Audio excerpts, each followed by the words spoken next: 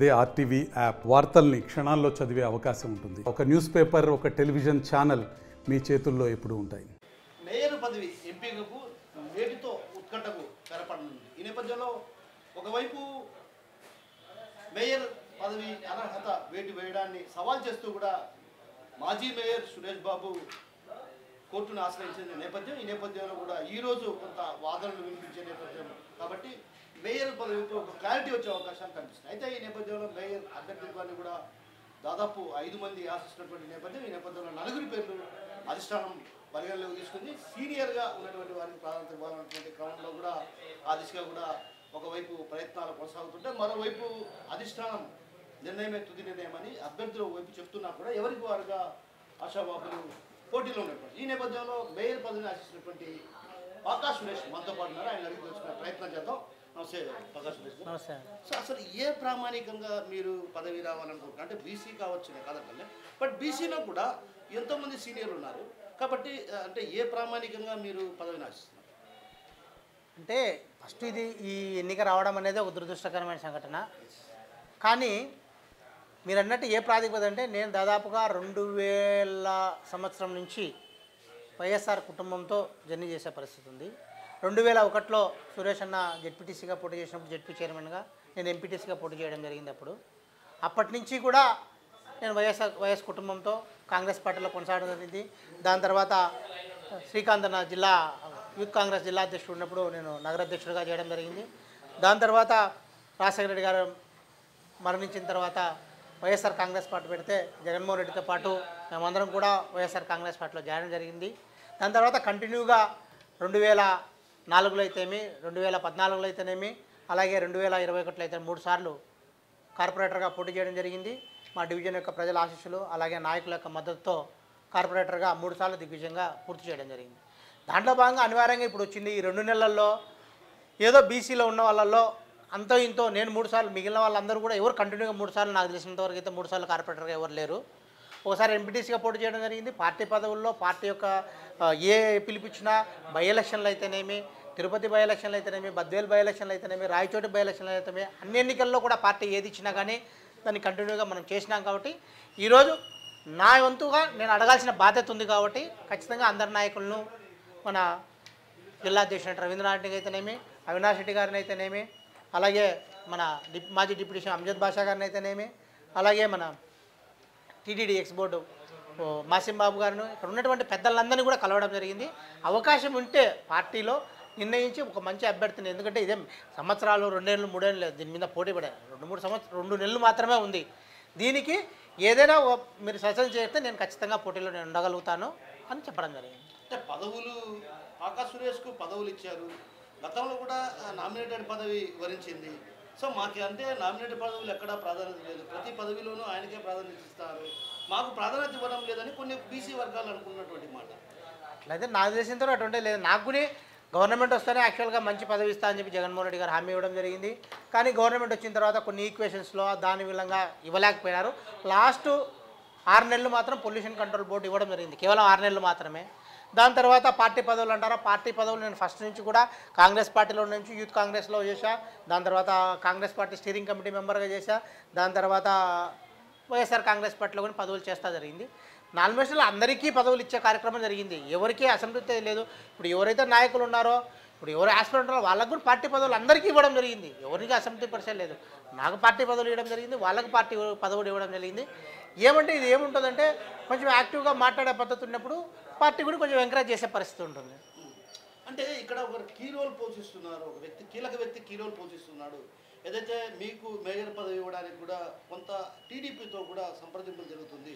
వాళ్ళకి 8 మంది కార్పొరేటర్లు ఉన్నారు, పాకా సురేష్కు మరో 6 మంది కార్పొరేటర్లు పాకా సురేష్ వెంట ఉన్నారు. కాబట్టి ఖచ్చితంగా 8, 6, 14 అయితే ప్లస్ ఎమ్మెల్యేల 2 ఓట్లు అయితే 16 ఓట్లు, ఆ తర్వాత 8 ఓట్లు ఏదో విధంగా కొనుగోలు చేసి ఒక రకంగా మేయర్ పదవిని తీసుకోవాలన్నది ఒకటి ప్రయత్నం జరుగుతుందని ఆరోపణలు. ఎలా చూడాలి? ఇదంతా ఒత్తి ట్రాస్. వైఎస్ఆర్ కాంగ్రెస్ పార్టీకి 38 మంది కార్పొరేటర్ ఉన్నారు, పాకా సురేష్కి ఎవరు లేరు. వైఎస్ఆర్ కాంగ్రెస్ పార్టీ 6 మంది కార్పొరేటర్లు ఉన్నారు కాబట్టి వాళ్ళు అభిమానించే వాళ్ళు ఉండొచ్చు, వాళ్ళు కూడా వైఎస్ఆర్ కాంగ్రెస్ పార్టీ కార్పొరేటర్లే. 38 మంది ఎక్కడా లేదు, సీనియర్ నాయకుడు ప్రయత్నాలు చేస్తున్నారు, ఎవరికి లేదు. ఒట్టిదంతా ఇదంతా ఊరికి రూమర్స్ తప్ప పార్టీలో ఉన్న ప్రతి ఒక్కరిని అడగడం జరిగింది. అట్లాగే పార్టీలో ఉన్న కార్పొరేటర్లు కూడా జరిగింది. ఇప్పుడు నన్ను అభిమానించే వాళ్ళు నన్ను అభిమానిస్తారు, ఇంకొక ఆస్పెక్ట్ ఉంటే వాళ్ళు అది నాయకుల దగ్గర పోయి చెప్తారు తప్ప వాళ్ళు వచ్చి బహిరంగంగా వచ్చి మనకు చెప్పేది ఉండదు. నా సురేష్ అయితే బాగుంటుంది, లేదా బసరా అయితే బాగుంటుంది, లేదా మళ్ళీ అయితే బాగుంటుంది, లేదా ఆడోళ్ళు ఉన్నా వాళ్ళు ఆడోళ్ళు ఎందుకు లేనా మొగోళ్ళు ఉంటే కొంచెం 2 నెలల్లో కొంచెం యాక్టివ్గా చూడమని అట్లా చెప్తారు తప్ప లేదు మీరు ఇచ్చినా ఇవ్వకుండా బయటకు వచ్చి చేస్తాము ఇది చేస్తాము అంత సీన్ అయితే ఎక్కడా కనలేదు. అంటే ఇంకోటి ఇక్కడ ఏంటంటే ప్రధానమైనటువంటి అంశం ఏంటంటే కుర్చీ వివాదం కొంత కారణంగానే మేయర్ సురేష్ బాబుని పదవిచ్యుతుని చేసినటువంటి సందర్భం. అంటే ఒక రకంగా బర్తరఫ్ చేశారంటే ఆయన సస్పెన్షన్ చేయడం జరిగింది. అయితే ఈ నేపథ్యంలో మళ్ళీ పాకా సురేష్కి ఇస్తే ఖచ్చితంగా కుర్చీ వేస్తారనేది కూడా కొంత ప్రచారం ఉంది, నిజమంటారు అది? అట్లా ఏం లేదండి, కుర్చీ వేసే పరిస్థితి ఉండదు. ప్రోటోకాల్ ప్రకారం ఏది ఉంటే జిహెచ్ఎంసీ యాక్ట్ ఏది ఉంటే దాని ప్రకారమే జరుగుతుంది తప్ప పాకా సురేష్ అనుకుంటానో లేకపోతే ఇంకొకరు అనుకుంటానో అది జరిగే పరిస్థితి లేదు. పార్టీ నిర్ణయం ఏది చేస్తే పార్టీలో అందరితో చర్చిస్తాము, అందరం కూర్చొని ఏ డెసిషన్ చేయమంటే ఆ డెసిషన్ పాకా సురేష్ చేస్తారు తప్ప పాకా సురేష్ ఓన్ డెసిషన్ అనేది ఏమి ఉండదు.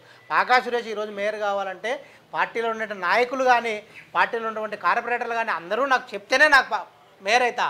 నేను మేయర్ అయిపోయిన తర్వాత నాకేం 2 ఏళ్ళు 3 ఏళ్ళు లేదు, 2 నెలలు మాత్రమే టైం ఉంటుంది. ఆ మీటింగ్ జరుగుతుందో లేదు జరగలేదు ఇవన్నీ ఊరికి ఏంటంటే రూమర్స్ పుట్టించేదానికి మనుషుల మీద ఏదో ఒక విధంగా దుష్ప్రచారం చేయాలన్న ప్రయత్నంతో చేస్తుంటారు తప్ప ఎక్కడా కూడా దీనికి తావే లేదు. అంటే టీడీపీ నేతలు మీతో సంప్రదింపులు జరుపుతున్నారు అన్నది ఒక ప్రచారం ఉంది, వాస్తవమేనంటారా? ఇందులో వాస్తవం ఉందా లేదా? నాకైతే టీడీపీ నేతలు ఎవరు అయితే నాది ఇంతవరకు మాట్లాడలే. నాకు తెలిసినంతవరకు కొంతమంది కార్పొరేటర్లు ఎవరైనా ఉంటే కనుక వాళ్ళు ఉంటారు జనరల్గా మాట్లాడింది. అయినా నేను శబరిమల మాల వేసుకుని 41 డేస్లో ఉండి మొన్ననే కొండకు పోయి నిన్న వచ్చా. నేను ఇంతవరకు నాకు ఎవరు ఫోన్ చేసినలేదు. నా కాల్ డీటెయిల్స్కుని మీ నెంబర్ ఇస్తా, కావాలంటే కాల్ డీటెయిల్స్కుని అన్నీ తీసుకోవచ్చు. ఎవరు అలా ఏదైనా నా మిత్రులు ఎవరైనా కార్పొరేటర్లు మాట్లాడింటే తప్ప టీడీపీకి సంబంధించిన నాయకులు ఎవ్వరు కూడా నాకు టచ్ అవ్వలేదు. అవును, ఈ 2 నెలల కాలంలో అసలు చేసేది ఏముంది? ఏమీ లేదు, చేసేదేం లేదు. ఎన్నిక అనివార్యమైంది కాబట్టి ఎన్నిక నోటిఫికేషన్ ఇచ్చారు కాబట్టి మనం అడుగుతున్నాం అంతే. ఆ ఎన్నిక ఇప్పుడు కోర్టులో ఈరోజు జరుగుతుంది, స్టే వచ్చిందే అయిపోయి ఆమె ఉంటుంది. దానికి మించి ఖాళీ ఉన్నప్పుడు ఎవరినో ఒకరు ఎన్నుకోవాలి కాబట్టి ఎవరో ఒకరైతే ఎన్నుకోమని చెప్తున్నాం అంతే. మనం స్ట్రైట్గా ఒక క్వశ్చన్ అడుగుతున్నాం. నాయకుల మధ్య ఉన్నటువంటి విభేదాల కారణంగా కొంత కార్పొరేటర్లు కూడా సందిగ్ధ పరిస్థితుంది, ఇది అవునంటారా కాదంటారా?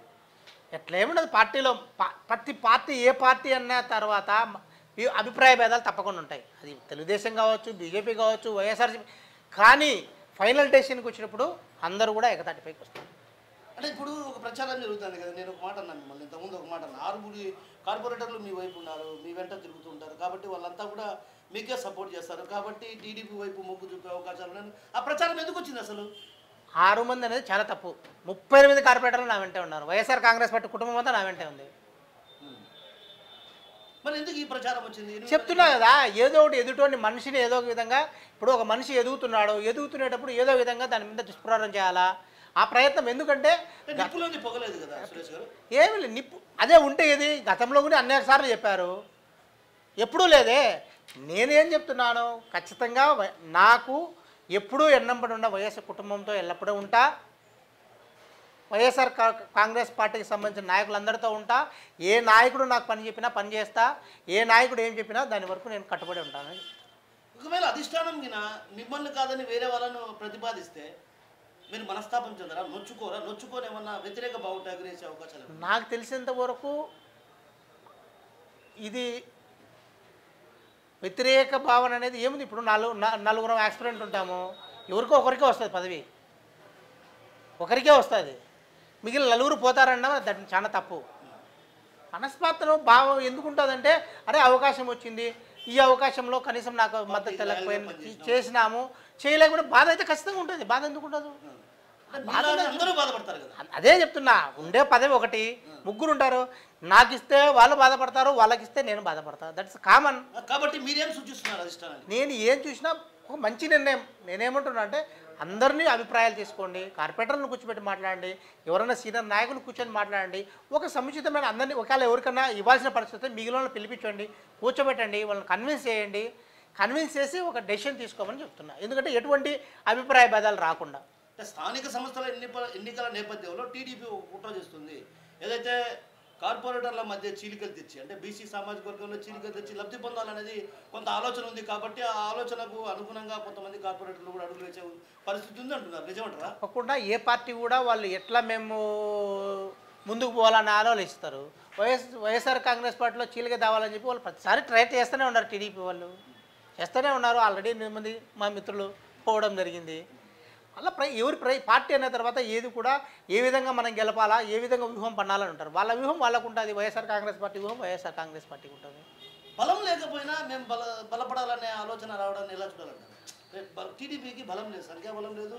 అదేవిధంగా ఒకవైపు పోటీలో లేమని చెప్తూనే మరోవైపు ఏదో చీలికలు తెచ్చే ప్రయత్నం. ఇప్పుడు వరకైతే నాకు తెలిసిన తర్వాత టీడీపీ వాళ్ళు వాళ్ళ అధ్యక్షులు కానీ వాళ్ళు కానీ మేమైతే పోటీ చేయడంలే అని చెప్తున్నారు. నాకు తెలిసి జెడ్పీ చైర్మన్ ఎన్నికల్లో కూడా వాళ్ళు పోటీ చేయలేదు, బలం లేదని చెప్పి. దీంట్లో కూడా పోటీ చేస్తారని అయితే మేమైతే అనుకోవడం లేదు. కేవలం మా మధ్య చీలికలు తేవాలన్న ఉద్దేశంతో వాళ్ళు తెచ్చినట్టు మాకైతే అభిప్రాయము, పార్టీలో అందరికీ అదే అభిప్రాయం ఉంది. చివరిగా ఒక మాట అడుగుతున్నా సురేష్ గారు, ఇప్పుడు మేయర్ పదవి మిమ్మల్ని అదే పదవి ఇస్తే మీకు ఇప్పటికే కార్పొరేషన్ విషయంలో కూడా అజెండాల విషయంలో కూడా పల్లంశాలు కూడా చర్చకు రాకుండా ఒకవేళ మీరు తీర్మానం చేసినటువంటి వాటిని కూడా అమల్లోకి నోచుకున్నటువంటి పరిస్థితులు ఎన్నో సందర్భాలు చూసాం ఇటీవల కాలంలో. 2 ఏళ్లుగా జరుగుతున్నటువంటి తంతంతా అదే. ఎప్పుడు కూడా ప్రజా సమస్యల పైన పరిష్కారం దిశగా అడుగులు వేయాలనుకుంటే కూడా ఏదో ఒక గొడవ కారణంగా వాయిదా పడుతూ వస్తుంది. ఇక మీకు ఉంటే ఒక 2 సమావేశాలు నిర్వహించుకోవచ్చు అనుకుంటా. ఈ 2 సమావేశాలు కూడా అదేవిధంగా కొనసాగితే ప్రజలకు ఏంటి లాభం? గత 2 సంవత్సరాల నుంచి అదే చేస్తున్నాం. నేను గతంలో ప్రెస్ మీట్ పెట్టి ప్రెస్ మూలకంగా చెప్పడం జరిగింది. మీ యొక్క పర్సనల్ అజెండాల వల్ల ఈరోజు ప్రజా సమస్యలన్నీ మరుగునపై అధికారులు వాళ్ళ ఇష్టారాజ్యమైనట్టు అయిపోయింది. ఎక్కడా కూడా కనీసం కార్పొరేటర్లు అన్నా కానీ ప్రజా సమస్యల మీద ఏది పట్టించుకునే పరిస్థితిలో లేరు. ఎప్పుడైతే ప్రజా సమస్యల మీద ఎప్పుడు గంతెత్తాయంటే మీటింగ్ సవ్యంగా జరిగి ఎప్పుడైతే సభ్యులు ప్రజా సమస్యల మీద గొంతెత్తారో అధికారులకు భయం ఉంటుంది. అట్ ద సేమ్ టైం జరగాల్సిన పనులు సవ్యంగా జరుగుతాయి. గత 2 సంవత్సరాల నుంచి ఎటువంటి మీటింగులు జరగడం కాబట్టి అధికారులు కూడా వాళ్ళు ఇష్టారాజ్యంగా ఉన్నారు. తప్పకుండా నాకు అవకాశం ఇస్తే దాన్ని సర్దిద్దే కార్యక్రమం నాకైతే పెద్ద టైం అనేది ఏమీ లేదు. సర్దిద్దానికి ప్రయత్నం చేస్తామని చెప్పేసి చెప్పగలుగుతాను తప్ప సర్దిద్దుతాను అని 100% చెప్పలేము. ఎందుకంటే సంవత్సరం 2 నెలలు ఉంటే దాని మీద ఖచ్చితంగా నాకున్న అవగాహన, ఎందుకంటే 3 సార్లు కార్పొరేటర్గా చేయడం జరిగింది. ప్రతి ఒక్క చట్టము, ప్రతి ఒక్క మున్సిపల్ యాక్ట్ అన్నీ మనకు తెలుసు కాబట్టి ఆ చట్ట ప్రకారం అధికారులతో ఏం పని చేయించుకోవాలో నాకు తెలుసు కాబట్టి నేను చేయించుకోగలుగుతానన్న నమ్మకం నాకుంది. చిన్న విషయము, ఇక్కడ మేయర్ పదవి అంటే సురేష్ బాబు మేయర్గా చేసిన తర్వాత కొంత నగరంలో కొంత అక్కడక్కడ అభివృద్ధి జరిగింది. అభివృద్ధి జరగలేదని నేను ఎక్కడ అన్ను. కానీ కొన్ని ప్రాంతాల్లో మాత్రం కొంత రెప్యూటెడ్ ఏరియాస్ అంటే విలీన పంచాయతీల్లో డ్రైనేజీ వ్యవస్థ అస్తవ్యస్తంగా ఉంది. అయితే మీరు మేయర్ అయితే మొట్టమొదటి ప్రాధాన్యతగా ఈ గ్రామాలను తీసుకొని సరిదిద్దే ప్రయత్నం ఏమైనా చేసేది ఉందా? ఖచ్చితంగా ఏముందంటే గతంలో సురేష్ అన్న మేయర్గా ఉన్నప్పుడు ఒక స్పెషల్ శానిటేషన్ ప్రోగ్రామ్ తీసుకొని అప్పుడున్న కమిషనర్ గారు, మా పాలకవర్గం అంతా కూడా. ఎప్పుడైతే ప్రభుత్వం మారిపోయిన తర్వాత ఈ క్లాప్ ప్రోగ్రామ్ డీవియేషన్ అయిపోయేటప్పటికి వర్కర్లందరూ కూడా చింద్రవదరగా అయిపోయే పరిస్థితి వచ్చింది. ముఖ్యంగా ఈ మెర్జ్డ్ పంచాయతీలు, ఎందుకంటే ఇవన్నీ పల్లె వాతావరణంలో ఉన్నాయి. ఇంకా ఈ పల్లె వాతావరణంలో ఉన్నప్పుడు ఆ డ్రైనేజ్ సిస్టమ్ కానీ అక్కడ శానిటేషన్ వ్యవస్థ కానీ సక్రమంగా లేదు. దాన్ని ఇంప్రూవ్ చేయాలంటే అడిషనల్ వర్కర్లను తీసుకోవాలి. అలాగే దాని మీద స్పెషల్ ఫోకస్ తీసుకునేటప్పుడు మాత్రమే. దానికి తోడు ఇప్పుడు మన స్ట్రాంగ్ వాటర్ డ్రైనేజ్ కాలువలు జరుగుతున్నాయి. దాన్ని త్వరితగతిన పూర్తి చేసి ఏవైతే ఇంటర్నల్ డ్రైన్స్ ఆ మెయిన్ డ్రైన్స్కు మన కనెక్టివిటీ చేసి ఈ రూరల్ సెగ్మెంట్లో శానిటేషన్ డెవలప్ చేసుకున్నప్పుడు మాత్రమే అంత ఇంతో శానిటేషన్ డెవలప్ అవుతుందని నాకున్న అవగాహనతో నేను చెప్పగలుగుతాను. Thank you. సో మొత్తం మీద వైసీపీలో చిచ్చు పెట్టేందుకు ఎన్ని ప్రయత్నాలు చేసినా కూడా అవన్నీ కూడా పటాపంచలయ్యే పరిస్థితి మాత్రమే ఉంది. జగనే మాకు ఏకైక నాయకుడు. ఆయన కోసం ఆయన పార్టీని పదవిని వదులుకోమన్నా కూడా సిద్ధమే. కానీ సీనియర్లుగా ఉన్నటువంటి వాళ్ళం కాబట్టి పార్టీకి లాయల్గా పనిచేశాం కాబట్టి ప్రాతినిధ్యం మాకు ఇస్తే మంచిదన్నటువంటి భావన వ్యక్తం చేస్తున్నాం. కాబట్టి ఖచ్చితంగా అటు అధిష్టానం తన వైపు మొగ్గు చూపితే మాత్రం రాబోయే రోజుల్లో మేయర్ పదవికే పన్ను తెచ్చే విధంగా వ్యవహరిస్తాం. ఎక్కడే కానీ అంటే కుర్చీ కారణంగా కొంత మేయర్ సురేష్ బాబుపై అనర్హత వేటు వేసిన ఆ తర్వాత జరుగుతున్నటువంటి పరిణామాల నేపథ్యంలో కాబట్టి ప్రధానంగా అధికారులు నిర్లక్ష్యంగా వహిస్తున్నారు. అధికారులను గాడిలో పెట్టి అభివృద్ధికి బాటలు వేస్తున్నటువంటి విషయాన్ని మనతో పాటున్నటువంటి మేయర్ పదవిని ఆశిస్తున్నటువంటి చెప్తున్నారు. రాముతో కిషోర్, RTV, కడప. మరిన్ని వీడియోస్ కోసం ఛానల్ ని సబ్స్క్రైబ్ చేయండి. లేటెస్ట్ అప్డేట్స్ కోసం వాట్సాప్ ఛానల్ ని ఫాలో చేయండి. అండ్ లింక్ డిస్క్రిప్షన్ లో ఉంది.